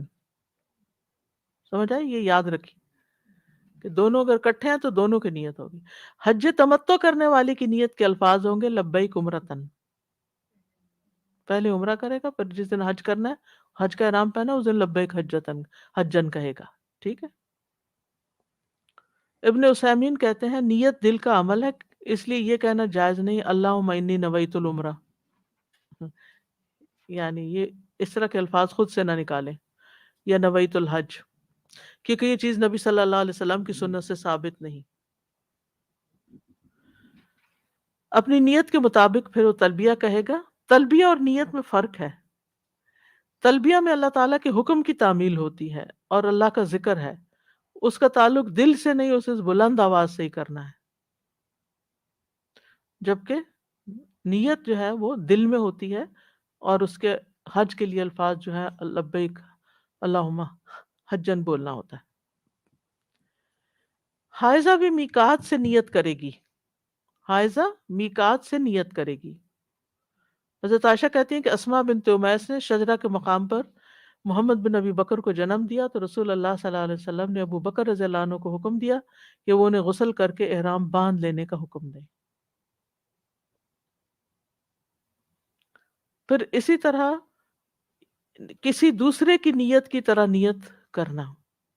ابن عباس کہتے ہیں علی بن ابی طالب یمن سے آئے، انہوں نے احرام کے وقت یوں کہا تھا لبیک بما احل بہ رسول اللہ صلی اللہ علیہ وسلم، یا یوں کہا لبیک بحجت رسول اللہ صلی اللہ علیہ وسلم، نبی صلی اللہ علیہ وسلم نے انہیں حکم دیا کہ وہ اپنے احرام پر قائم رہیں، یعنی جیسا بھی انہوں نے باندھا ہے، جو بھی الفاظ بولیں یہ درست ہے، اور انہیں قربانی میں شریک کر لیا۔ اب مسئلہ آتا ہے کہ حج کی نیت کرنے کے بعد مجبوری کی بنا پہ حج نہ کر سکنا۔ رسول اللہ صلی اللہ علیہ وسلم نے فرمایا جس کی ہڈی ٹوٹ جائے یا لنگڑا ہو جائے تو وہ حلال ہو گیا، یعنی وہ احرام کھول سکتا ہے اور آئندہ کے لیے اس پر حج ہے، بعد میں کرے گا۔ یہ فدیہ دے گا یا نہیں؟ ہاں نہیں، لیکن اس نے تو احرام کھول دیا تو فدیہ دے گا یا نہیں؟ یس، مجبوری، عذر والی بات ہے اس میں۔ حج میں بلا وجہ شرط نہ لگانا۔ سالم کہتے ہیں کہ ابن عمر حج میں شرط لگانے کو ناپسند کرتے تھے اور فرماتے تھے کیا تمہارے لیے تمہارے نبی کی سنت کافی نہیں کہ انہوں نے بھی شرط نہیں لگائی تھی۔ اگر کوئی شخص بھول کر احرام پہنے بغیر میقات سے گزر جائے، یعنی جو شخص حج یا عمرہ کرنا چاہے اور میقات سے گزر رہا ہو اور اس پر میقات سے احرام باندھنا واجب ہے اور وہ احرام باندھے بغیر ہی میقات تجاوز کر جائے تو اس پر احرام کے لیے میقات واپس جانا واجب ہے۔ اگر نہیں جا سکتا تو پھر فدیہ دے، بکری مکہ میں ذبح کر کے اس کا گوشت فقراء و مساکین میں تقسیم کرے۔ اسی طرح ایک سوال ہے کہ میقات سے پہلے احرام پہننے والے کا حکم کیا ہے؟ ابھی میقات نہیں آئی، آپ نے گھر سے ہی کپڑے چینج کر لیے کہ وہاں کون چینج کرے گا، تو کیا یہ جائز ہے کہ احرام کی چادریں پہن کے مکہ کے لیے روانہ ہو جائے؟ ہاں، گھر سے پہن سکتے ہیں، لیکن نیت میقات پر ہی کی جائے گی، گھر سے نہیں کی جائے گی، وہ نیت قبول نہیں۔ ویسے تو وہ نیت ہی ہے کہ ہم حج کے لیے جا رہے ہیں، اسی لیے وہ احرام پہنا، لیکن میقات پر ایک فارمیلٹی ہے، میقات کا لحاظ رکھنا، میقات پر نیت کرنا ضروری ہے۔ اس دن بات ہو رہی تھی نا کہ جہاز میں بعضوں کو سو جاتے ہیں اور پتہ نہیں چلتا تو وہ پھر دم دے دیں، اگر نہیں پتہ چلا گزر گئے، واپس بھی نہیں جا سکتے۔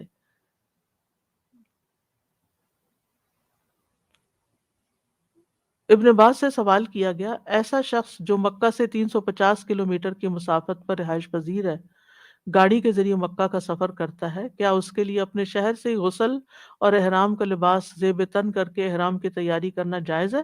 کیا وہ اپنے شہر سے ہی احرام باندھ سکتا ہے؟ تو ان کا جواب تھا میقات کے قریب رہنے اور گاڑی سے سفر کرنے کی بنا پر ان لوگوں کے لیے اپنے گھروں سے غسل کر کے خوشبو لگانا، احرام کا لباس پہننے میں کوئی حرج نہیں، لیکن مشروع یہ ہے کہ احرام میقات سے ہی شروع کریں گے، نیت وہیں سے ہی اور الفاظ وہیں سے ادا ہوں گے۔ اس کے بعد یہ ہے کہ جو ہی آپ میقات پہ پہنچتے تو آپ کو تلبیہ پڑھنا ہوتا ہے، تو تلبیہ کے کچھ احکام کیا ہیں؟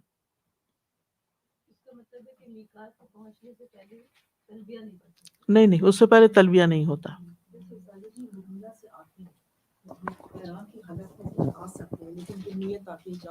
میقات پہ ہی کرنی ہے، تلبیہ وہیں سے شروع کرنا ہے، ایک سیکنڈ یعنی مدینہ سے ذوالحلیفہ تک تلبیہ نہیں پڑھنا آپ نے، چاہے آپ لباس چینج کر چکے ہیں، آپ تلبیہ شروع کریں گے ذوالحلیفہ سے۔ پیچھے والے لیسن سے کہ یہ جو آپ نے ابھی کہا کہ ہڈی اس کی ٹوٹ گئی تو وہ حلال ہو گیا، تو یہ عذر کس میں آ رہا ہے؟ وہ اس کو دینا ہے فدیہ کہ نہیں؟ نمبر 1، اچھا، جب کوئی احرام باندھ لے تو کیا کہے؟ لبیک عمرتن یا لبیک حجن، اور لبیک اللہم لبیک لبیک لا شریک لک لبیک ان الحمد والنعمت لک والملک لا شریک لک۔ بسا اوقات آپ ان الفاظ کا بھی اضافہ فرماتے لبیک الہ الحق لبیک۔ تلبیہ کے لفظ کا کیا معنی ہے؟ تلبیہ اس کا مطلب تو یوں کیا جاتا ہے کہ میں اللہ تعالیٰ کے سامنے بار بار حاضر ہوں۔ لبیک لبیک جب کہتے ہیں تو تکرار کے ساتھ یہ واضح کیا جاتا ہے کہ اللہ کے سامنے حاضری ہمیشہ اور مسلسل ہوگی، یعنی میں اللہ تعالیٰ کا اطاعت گزار ہوں اور آئندہ بھی اطاعت گزاری کے لیے تیار ہوں۔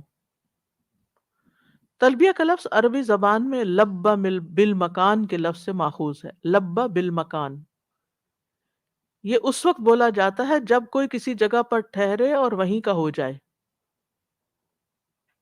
کسی جگہ ٹھہرے اور وہیں کا ہو جائے. تو اس سے آپ لبیک کا کیا مطلب ہے کہ اے اللہ میں تیری اطاعت پر ہوں اور اسی پر قائم رہوں گا، تیرا ہی ہو کر رہ گیا میں. یعنی اللہ کی بندگی اور اللہ کی اطاعت پر گامزن رہنے کا عزم کرنا ہے گویا. یہ صرف حج پہ جاتے ہوئے اطاعت نہیں بلکہ ساری زندگی. تلبیہ کا ایک مطلب یہ بھی ہے کہ یا اللہ میں تجھ سے بڑھ چڑھ کر محبت کرتا ہوں. عربی زبان کا مقولہ ہے امرأۃ لبۃ، وہ عورت جو اپنے بچوں سے خوب محبت کرے. امرأۃ لبۃ. تو اس کے مطابق کسی کو لبیک اس وقت کہا جائے گا جب محبت کے ساتھ تعظیم بھی شامل ہو. لبیک اللہم لبیک. تو اس میں گویا آپ اطاعت، محبت، استقامت اور اللہ سبحانہ تعالیٰ کی پکار پر ایک حاضری دے رہے ہیں. یہ ساری چیزیں اس میں شامل ہیں. تلبیہ میں اخلاص کا معنی بھی شامل ہے. لب الشیء کہتے ہیں کسی بھی چیز کی ملاوٹ سے پاک اور خالص صورت. لب الرجل کہتے ہیں آدمی کی عقل اور دل، یعنی لب لباب اولو الالباب. ٹھیک ہے. تو اس میں اخلاص کا معنی بھی آتا ہے. تو یعنی کہ میں خالص ہو کر تیرے حضور حاضر ہو رہا ہوں. تو اس طرح تلبیہ عقیدہ توحید کا ایک شعار ہے، ایک علامت ہے. کل ہم نے شاعر اللہ کی بات پڑھی تھی نا. تو اور عقیدہ توحید ہی حج کا مقصد اور حج کی روح ہے، بلکہ تمام عبادات کی روح یہی ہے. تلبیہ کہنے کی فضیلت ہے. رسول اللہ صلی اللہ علیہ وسلم نے فرمایا جو تلبیہ کہنے والا لبیک پکارتا ہے تو اس کے دائیں اور اس کے بائیں دونوں طرف کی زمین کی انتہا تک سارے پتھر، درخت، اینٹ، ہر چیز اس کے ساتھ لبیک پکارتی ہے. لیکن ہم اس کی اہمیت کو جانتے ہی نہیں. کچھ لوگ تو پڑھتے ہی نہیں ہیں. عجیب سا حج ہوتا ہے، تکلیف بھی ہوتی ہے دیکھ کے، دائیں بائیں آگے پیچھے پرواہ ہی نہیں، باتیں ہو رہی ہیں ادھر ادھر کی. سنن ابن ماجہ کی روایت ہے تلبیہ کہنے والا جو تلبیہ پکارتا ہے، لبیک پکارتا ہے، تو اس کے دائیں اور بائیں دونوں طرف کی زمین کی انتہا تک سب پتھر، درخت، اینٹیں سب کچھ لبیک پکارتی ہیں. ایک اور حدیث ہے جب کوئی تلبیہ کہنے والا تلبیہ پڑھتا ہے تو اسے خوشخبری دی جاتی ہے، اور جب بھی کوئی تکبیر کہنے والا اللہ اکبر کہتا ہے تو اس کو خوشخبری دی جاتی ہے. کہا گیا جنت کی؟ آپ نے فرمایا ہاں. تلبیہ گزشتہ انبیاء کی سنت ہے. ابن عباس سے روایت ہے کہ رسول اللہ صلی اللہ علیہ وسلم کا گزر وادی ازرق سے ہوا تو آپ نے فرمایا یہ کون سی وادی ہے؟ صحابہ نے عرض کیا وادی ازرق ہے. آپ نے فرمایا گویا میں موسیٰ علیہ السلام کو گھاٹی سے اترتا ہوا اور بلند آواز سے تلبیہ کہتا ہوا دیکھ رہا ہوں. اس کے بعد آپ پہاڑ کی چوٹی پر پہنچے تو پوچھا یہ کون سی وادی ہے؟ عرض کیا گیا یہ ہرشا کی چوٹی ہے. آپ نے فرمایا گویا میں یونس بن متہ علیہ السلام کو موٹی سرخ اونٹنی پر سوار بالوں والا جبہ پہنے ہوئے دیکھ رہا ہوں، اور ان کی اونٹنی کی نکیل کھجور کی چھال کی ہے اور وہ تلبیہ کہہ رہے ہیں. تلبیہ حج کی زینت ہے، حج کی خوبصورتی ہے، حج کا شعار ہے. سعید بن جبیر کہتے ہیں میں ایک مرتبہ میدان عرفات میں ابن عباس کی خدمت میں حاضر ہوا اور اس وقت وہ انار کھا رہے تھے. فرمانے لگے کہ نبی صلی اللہ علیہ وسلم نے بھی میدان عرفہ میں روزہ نہیں رکھا تھا. ام الفضل نے ان کے پاس دودھ بھیجا تھا جو انہوں نے پی لیا، اور ابن عباس نے کہا اللہ فلاں شخص پر لعنت فرمائے جو ایام حج میں سے ایک عظیم دن کو پائے، عظیم ترین دن کو پائے، پھر اس کی زینت مٹا ڈالے. حج کی زینت تو تلبیہ ہے. یعنی حج کے دن پائے اور تلبیہ ہی نہ پڑھے وہ اللہ کی رحمت سے محروم ہے، خوشخبریوں سے محروم ہے. صحابی رسول اللہ صلی اللہ علیہ وسلم سے تلبیہ سیکھتے تھے۔ ابن عمر کہتے ہیں کہ میں نے رسول اللہ صلی اللہ علیہ وسلم سے اس طرح سے تلبیہ سیکھا، لبیک اللہم لبیک لبیک لا شریک لک لبیک ان الحمد والنعمت لک والملک لا شریک لک۔ تلبیہ شروع کرنے کا وقت کون سا ہے؟ ابن عمر بتایا کرتے تھے کہ نبی صلی اللہ علیہ وسلم اپنی سواری پر سوار ہوئے اور جب وہ ذوالحلیفہ کی مسجد کے پاس کھڑی ہوئی، یعنی اٹھ کے کھڑی ہو گئی سواری، تو آپ نے تلبیہ پڑھا۔ یعنی جب آپ گاڑی میں بیٹھ جائیں اور سٹارٹ کرنے لگے تو پھر آپ، ویسے تو آپ ذوالحلیفہ کے مقام پر ہیں تو پہنچتے ہی نہیں تلبیہ شروع کر دینا، نکلتے وقت تلبیہ شروع کرنا ہے۔ پھر اسی طرح تلبیہ کی ابتدا تحمید، تسبیح اور تکبیر سے کرنا۔ انس رضی اللہ عنہ سے مروی ہے کہ رسول اللہ صلی اللہ علیہ وسلم نے ذوالحلیفہ میں رات گزاری حتیٰ کہ صبح ہو گئی، پھر آپ ظہر کے بعد اپنی سواری پر سوار ہوئے، یعنی اتنا ٹائم آپ نے گزارا ذوالحلیفہ میں جا کے۔ جب وہ آپ کو لے کر مقام بیدا میں سیدھی کھڑی ہوئی تو آپ نے اللہ کی حمد، تسبیح اور تکبیر پڑھی، پھر آپ نے تلبیہ کہا۔ جابر بن عبداللہ کہتے ہیں رسول اللہ صلی اللہ علیہ وسلم نے توحید کے ساتھ آواز بلند کی، یعنی تلبیہ پڑھا۔ مرد بلند آواز سے جبکہ عورتیں ہلکی آواز سے تلبیہ پڑھیں۔ خلاد بن صائب اپنے والد سے روایت کرتے ہیں کہ رسول اللہ صلی اللہ علیہ وسلم نے فرمایا، میرے پاس جبریل آئے اور مجھے حکم دیا کہ میں اپنے صحابہ اور دوسرے ساتھ والوں کو حکم دوں کہ تلبیہ کہنے میں اپنی آوازیں اونچی رکھیں، لیکن خواتین جو ہیں وہ اونچی نہیں کریں گی۔ ابو سعید کہتے ہیں ہم رسول اللہ صلی اللہ علیہ وسلم کے ساتھ گئے اس حال میں کہ ہم اونچی آواز سے حج کا تلبیہ کہہ رہے تھے۔ ابو موسیٰ اشعری کہتے ہیں ہم ایک سفر میں رسول اللہ صلی اللہ علیہ وسلم کے ساتھ تھے، جب ہم کسی وادی میں اترتے تو لا الہ الا اللہ اور اللہ اکبر کہتے اور ہماری آواز بلند ہو جاتی تو نبی صلی اللہ علیہ وسلم نے فرمایا، لوگو اپنی جانوں پر رحم کھاؤ، کیونکہ تم کسی بہرے یا غائب کو نہیں پکار رہے، وہ تو تمہارے ساتھ ہے، بے شک وہ سننے والا اور تم سے بہت قریب ہے، اس کا نام برکتوں والا اور اس کی عظمت بہت بڑی ہے۔ مطلب یہ کہ بہت چیخ چیخ کر بھی نہیں پڑھنا چاہیے۔ پھر اسی طرح حالت حیض اور نفاس میں بھی تلبیہ پڑھا جا سکتا ہے، کیونکہ آپ نے حضرت اسماء بنت امیس کو جو نفاس کی حالت میں تھی تلبیہ پڑھنے کا حکم دیا۔ تو تلبیہ کے مسنون الفاظ وہی ہیں جو حضرت ابن عمر نے سیکھے تھے نبی صلی اللہ علیہ وسلم سے۔ اس کے علاوہ ابن عمر ان کلمات کا اضافہ بھی کرتے تھے، لبیک لبیک وسعدیک والخیر بیدیک لبیک والرغباء الیک والعمل۔ مطلب ہے میں حاضر ہوں اور بار بار اطاعت کا اظہار کرتا ہوں، ساری بھلائی تیرے ہاتھ میں ہے، میں حاضر ہوں اور رغبت اور عمل تیری طرف ہے، یعنی تیری طرف راغب ہوں، تیری طرف نیکی کرنے والا ہوں۔ اسی طرح نبی صلی اللہ علیہ وسلم کے تلبیہ میں یہ بھی الفاظ تھے، لبیک الہ الحق، میں حاضر ہوں اے معبود برحق۔ اسی طرح جابر روایت کرتے ہیں رضی اللہ عنہ کہ رسول اللہ صلی اللہ علیہ وسلم نے احرام باندھا اور تلبیہ پڑھا، اور ابن عمر کی روایت کی مانند تلبیہ کے الفاظ بیان کیے اور کہا کہ لوگ ذل معارج کے الفاظ اس طرح زیادہ کر دیتے تھے، نبی صلی اللہ علیہ وسلم انہیں سنتے اور کچھ نہیں کہتے تھے، یعنی اے بلندیوں والے، انعامات کے مالک، لبیک اللہم لبیک ذل معارج۔ مشرکین نے تلبیہ میں شرکیہ الفاظ بڑھا لیے تھے، لبیک لا شریک لک، اور پھر الا شریکن ہوا لک تملکہ وما ملک، مگر تیرا ایک شریک ہے، تو اس کا مالک ہے، وہ کسی چیز کا مالک نہیں، یہ کہتے اور بیت اللہ کا طواف کرتے، تو یہ درست نہیں تھا۔ نیت کرتے ہوئے ایک بار یہ الفاظ بھی پڑھنے چاہیے، اللہم حجۃ لا ریاء فیہا ولا سمعہ، اے اللہ میرے اس حج سے نہ دکھاوا مقصود ہے اور نہ شہرت مطلوب ہے۔ ایک بات یہاں ایک اور یاد رکھی جائے کہ اگر کسی نے میقات سے حج افراد یا قران کا احرام باندھا، پھر مکہ پہنچنے سے پہلے یا مکہ پہنچ کے ارادہ بدل گیا، تو حج افراد یا حج قران کی نیت کو حج تمتع سے تبدیل کر سکتا ہے۔ ایسا کرنے سے اس پہ نہ کوئی فدیہ ہوگا نہ دم ہوگا۔ اگر قران والا ہدی ساتھ لایا ہے تو پھر نیت نہیں تبدیل کر سکتا. ٹھیک ہے.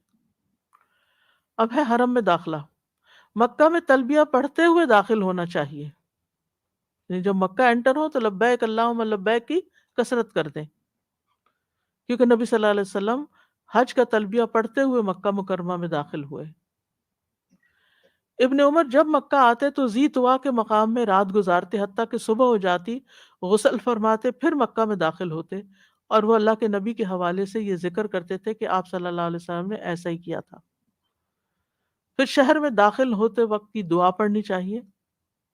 اللہم رب السماوات السبع وما اضلت ورب الارضین السبع وما اقلت ورب الریاح وما اذرت ورب الشیاطین وما اضلت انی اسألک خیرہا وخیر ما فیہا واعوذ بک من شرہا وشر ما فیہا. اے اللہ 7 آسمانوں کے رب اور ان چیزوں کے جن پر آسمانوں نے سایہ کیا ہوا ہے، اور 7 زمینوں کے رب اور ان چیزوں کے جن کو زمینوں نے اٹھایا ہوا ہے، ہواؤں کے رب اور ان چیزوں کو جنہیں یہ ہوائیں اڑائے پھرتی ہیں، شیطانوں کے رب اور ان کے جن کو ان شیطانوں نے گمراہ کیا ہے. میں تجھ سے اس بستی کی خیر اور جو کچھ اس میں ہے اس کی خیر، میں تجھ سے اس بستی کی خیر اور جو کچھ اس میں ہے اس کی خیر کا سوال کرتا ہوں، اور اس بستی کے شر سے اور جو کچھ اس میں ہے اس کے شر سے تیری پناہ چاہتا ہوں. پھر مسجد میں داخل ہوتے وقت اپنا سیدھا پاؤں مسجد میں رکھیں اور یہ دعا پڑھیں: اعوذ باللہ العظیم وبوجہہ الکریم وسلطانہ القدیم من الشیطان الرجیم. بسم اللہ والسلام علی رسول اللہ. اللہم اغفر لی ذنوبی وافتح لی ابواب رحمتک. یہ دعائیں پڑھنی ہیں آپ نے مسجد میں داخل ہوتے وقت. اگر رش نہیں تو طواف سے ابتدا کر لیں، یعنی جب بیت اللہ میں حج کے ارادے سے داخل ہوں تو طواف کرنے کے لیے جا رہا ہے انسان یا عمرے کے لیے، فرض ہے یا نفلی، تو سب سے پہلے طواف کرنا چاہیے. طواف سے پہلے 2 رکعتیں تحیۃ المسجد کی پڑھنا مشروع نہیں. جب آپ حج عمرے کے لیے گئے ہیں تو آپ انٹر ہوتے ہوئے دعائیں مسجد کی پڑھ کے لبیک پکارتے ہوئے کعبہ تک پہنچے اور ڈائریکٹ طواف شروع کریں، نہ کہ وہاں نماز کوئی پڑھے. لیکن اگر کوئی رکاوٹ آ جائے، اتنا رش ہے کہ آپ آگے جا ہی نہیں پا رہے، آپ داخل تو ہوئے تھے اس نیت سے لیکن اب آگے نہیں جا سکتے اور آپ کو بیٹھنا پڑ رہا ہے انتظار کے لیے، تو پھر آپ بے شک تحیۃ المسجد پڑھ لیں، کہ مسجد میں بیٹھنے سے پہلے تحیۃ المسجد پڑھنی چاہیے. اگر آپ کو طواف کرنا، یعنی کرنا ہی طواف چاہیے، سیدھے وہیں جانا چاہیے، تحیۃ المسجد نہیں. لیکن اگر بعض اوقات ہوتا ہے نا کہ وہ آگے سے روک ہی دیتے ہیں، آپ انٹر ہی نہیں ہو سکتے، جہاں آپ کھڑے وہاں سے بھی کہیں نہیں گزر. بعض رش آپ نے شاید دیکھے ہی ہوگے کہ اس میں لازماً انسان کو انتظار کرنا پڑتا ہے، اس وقت پڑھ لیں. ٹھیک ہے، آج کے لیے اتنا ہی کافی ہے. وآخر دعوانا ان الحمد للہ رب العالمین. سبحانک اللہم وبحمدک اشہد ان لا الہ الا انت استغفرک واتوب الیک. السلام علیکم ورحمۃ اللہ وبرکاتہ. اللهم صل على محمد وعلى آل محمد كما صليت على إبراهيم وعلى آل إبراهيم إنك حميد مجيد. اللهم بارك على محمد وعلى آل محمد كما باركت على إبراهيم